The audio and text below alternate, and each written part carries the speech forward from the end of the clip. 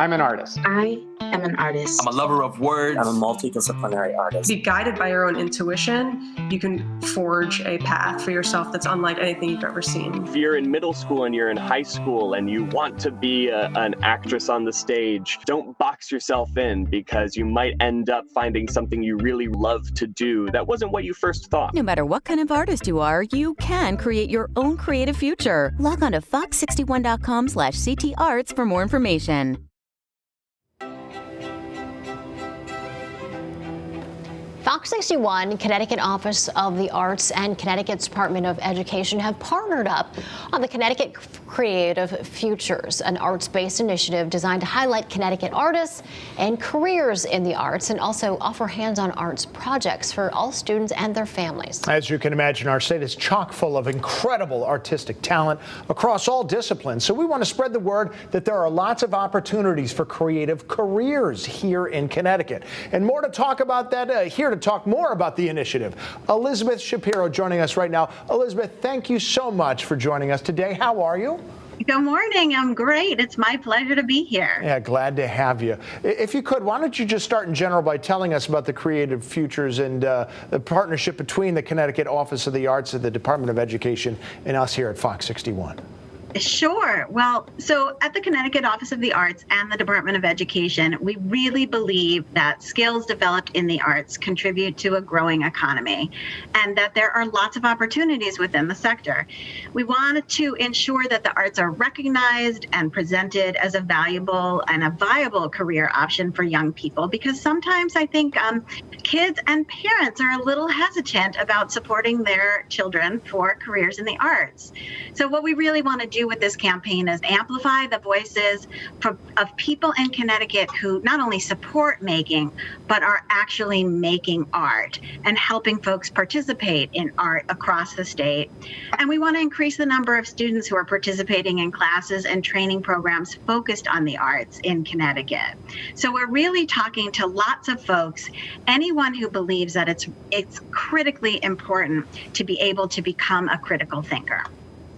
It's been a year since the pandemic began, and our world, our entire lives, was changed completely.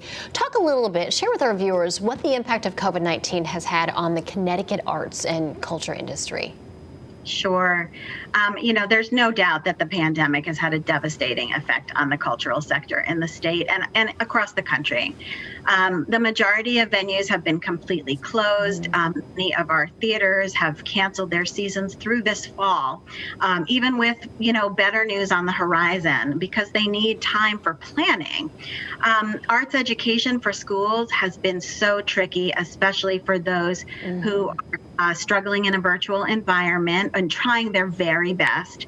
And of course, extracurricular activities have mostly been canceled. There's been no rehearsals or in-person events at arts organizations, and that's of all sizes, not just our big theaters. And it all matters because it all contributes to the economy.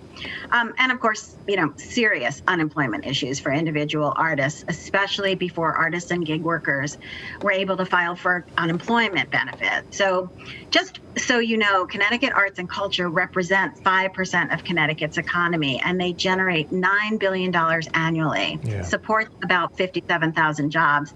We estimate about a $2.4 billion loss in cumulative sales and an estimated cumulative job loss of about 33,000.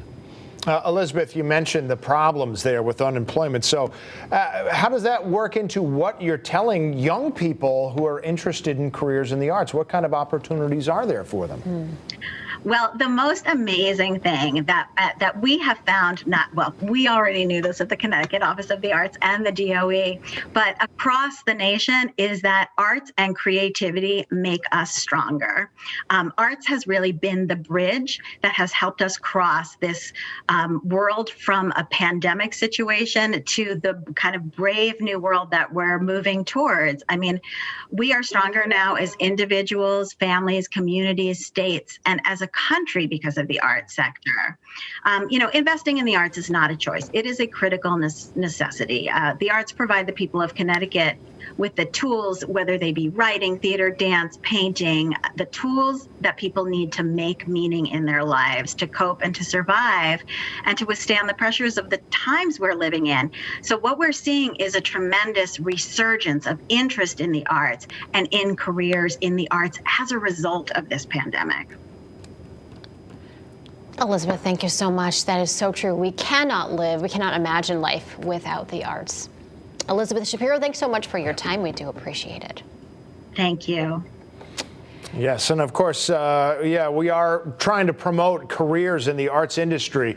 Connecticut Creative Futures will also include profiles of local artists and a live arts-themed interview every Friday at 10 o'clock here on the Fox 61 Morning News. No matter what kind of artist you are, you can create your own creative future. For more information, just go to fox61.com/CTArts.